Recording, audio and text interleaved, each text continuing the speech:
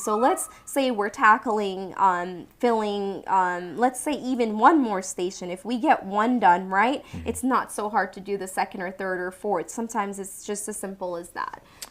So my model that I kind of was thinking more or less was, like you said, you have two different type of way to recruit. You have one where you get the experience, and they have their own agenda and they have their own kind of idea of how to run their own business. Because I mean, in this industry, a lot of salons have their stylists where they're just on a 1099. So the stylist comes in, does their business, and they check out at the end of the week and pay their rent. So it's kind of like they're running their own business. Or you have the ones that are fresh out of beauty school, they're book smart, they're a little bit of hands-on, but they mostly are fresh and new right out of school. And both are great, both are great when you have the experience because it didn't take a lot of training. And then you have the ones that are fresh out of school and require a little more hands-on training. But both are gonna have training in general, right? Because every salon's gonna be different. Every salon's gonna want to operate all their employees the same way. So they're both gonna require training. That person that's been in the industry for 10, 15, 20 years, they're not used to cutting or doing hair at your business. So you want them to model your business idea. So at Salon Envy for us, we do a lot of different things where like balayage is something that's big at our salon, and a couple of the different colors that a lot of the clients that we see come in are different than the different salon. So we got to make sure that we do it the Salon Envy theory and the Salon Envy way.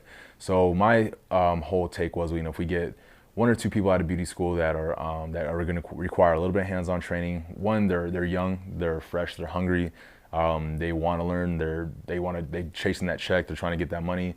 They're more susceptible to and open, and their hours are mostly better because they don't usually have kids. They usually don't have too much responsibility on their hands besides just to work and really learn the industry. So with those people, we can train them up to be what we need them to be.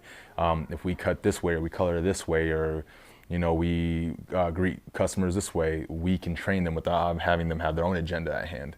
Whereas the other people are going to be the ones that are in the industry for a long time. They have their own bad habits. They got their own techniques of cutting, and trying to train those people to do it a different way might be a little bit harder, and you might be getting a little bit of resistance there.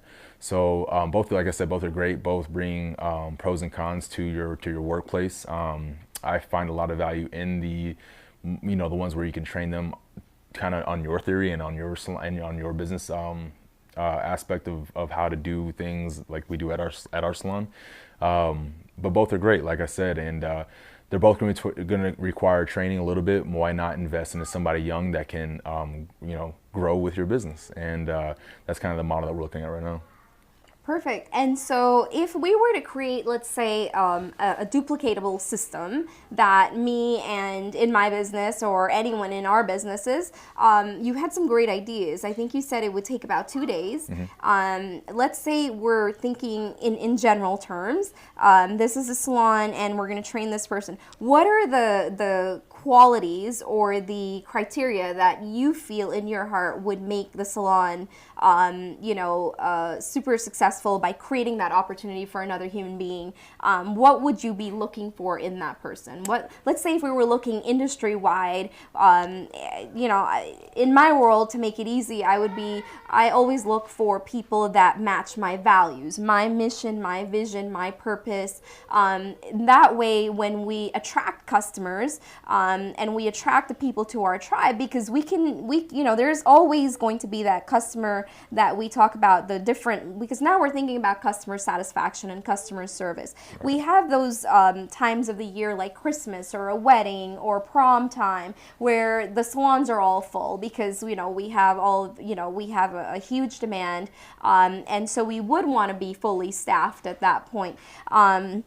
So we have those occasions that are, and then we have something like someone's wedding or something like that that's so important for that image for them and that brand for them that they're willing to invest a little bit more. Like in my world, my hair is naturally curly, but every couple of months I do the Brazilian blowout, because by being in the video industry, I had 8 people on like one video go, fix your hair, fix your hair, fix your hair, and so it was bad. It's like like, okay, what's your feedback on this video? Do you like it? And I got poked at a lot, and you know, it kind of hurts when we get this feedback sometimes, but it's all in love, and that's how we become better human beings. A challenge or you know, that feedback allows us to get there. So when we're looking at you know, maintaining our brand or maintaining consistency, I think a lot of times we have in my world, we have a money focus. We have, this is our end result, and having been an accountant working for like literally trillions of dollars and help my clients to earn over 100 million in sales, in my world there's spreadsheets and data and numbers. And so in a billionaire's mindset, we really think about the heart and the soul and our customer, like his beautiful wife does. When I came in there, I was so stressed out. I was running to get the baby, I was working, I was tired, I had the worst week of my life, and I'm like in there, and I just, you know, and I had a lot of stuff. Thank God I have a shrink that I can take my stuff to, and I spare her the pain. But in the salon industry, you know, you have these stylists that have to deal with a lot of stuff. And in our industry, whatever industry we're in business, we deal with a lot of stuff. We have emotions, we have feelings, and we have things that happen to us as business owners. And when we're a sole proprietor, the reason we want to leverage, the reason we want to have this opportunity is that we're creating an opportunity so that we can have a healthier, happier, longer, you know, life, and be there for our great children, you know, grandchildren if we want to. And not follow the model of a typical, just, you know, initially all businesses, including mine, we put in those 20 hours a day. It's just the way it is. We're trying to figure it out. But this series is to help you to maybe take that, you know, 10-hour day and make it a 6-hour day or a 5-hour day, and still double or triple your income. So how do we achieve 10,000 a month? And these are things that I'll cover after, you know, individually, and cover with you directly after the interview, and I'll list all the strategies, and I'll put it out there for your access, and I'll definitely have it for Skylarr as well when we're done. These are the strategies, and I want to kind of have these videos be consistent for our community. But he's here and he's sharing this dream. He's, you know, courageous and he's brave. That's the hardest part, finding somebody that wants to sit with me on camera, that wants to share their dreams, share with the world, and help us to build community and build a better planet. So to create that opportunity, I don't see it as just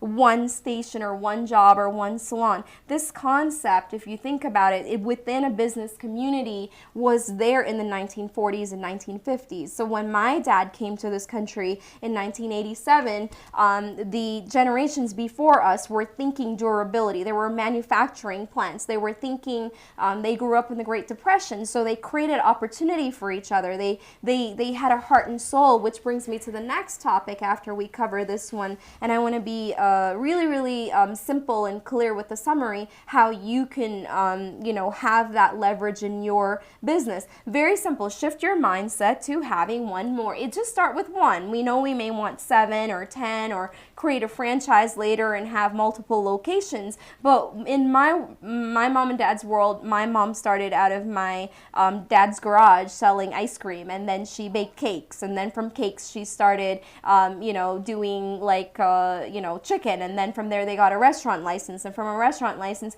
they grew to like, you know, 70 something acres, and a very successful, very established restaurant that served and helped a lot of people. So these concepts were natural for me. And I want to make that fun. Like, I grew up having so much fun, like counting money and playing with food, and my mom made my life just amazing. And when I finished with business school, I didn't want to do business school. I wanted to do more like therapy. I wanted to help people, but everyone saw my business talent. My family pushed me in that direction, and I'm grateful they did, because today I'm able to actually do interviews. Because back in, you know, 20 years ago, 1998 in accounting school, you know, going for my undergrad in accounting, we didn't think that accounting and business data would be YouTube. You know, that didn't even exist. So who knows what's going to be out there in 50 years when these videos are out there, and where Skylarr's dreams are going to go. The concept of leverage is so important for our economy, for our government, for our taxes, for the whole big picture on the planet, for us as humanity to start thinking of social and not just like, hey, I'm donating money to charity. The mistakes I've made that I think would really help someone like you, that these are my ideal customers for that reason, is that I had it mixed up. I had my business and my charitable heart in one place. So I would do what his beautiful wife does, you know. So someone's coming in the salon and she wants to do it for free, or she doesn't charge, she doesn't have a pricing structure. There's you know, as entrepreneurs and starting out, in that sense, we want to do a great service, but we tend to have resistance between the charitable heart and the business heart. And we think we're doing our customers a favor, but in the long run, imagine there's like 5 stations and all customers are in there and they're all seeing different, you know, different pricing, a different hairstyle, so our brand is going to get watered down. We're going to have people frustrated at us, and they're not going to know what they're going to pay, when they're going to pay, how and we're going to have so much inconsistency that we'll never be able to franchise. If we have that mindset, we won't be able to duplicate this system in the future. So even though we're talking about one station, we want to think about, okay, we're hiring one more person. Does that person share our, you know, kindness? Do they have a charitable, do they have these qualities? Do they want to work well with the other stylists? Do they want to work well with the other technicians? Do they want to work well with the other employees? Do they want, or, you know, we want to look at that communal mindset. Are they here matching, or are they just money motivated and want to just make money? We want to have a balance of both. But in a business, in a brand, we want to keep things very simple and very consistent.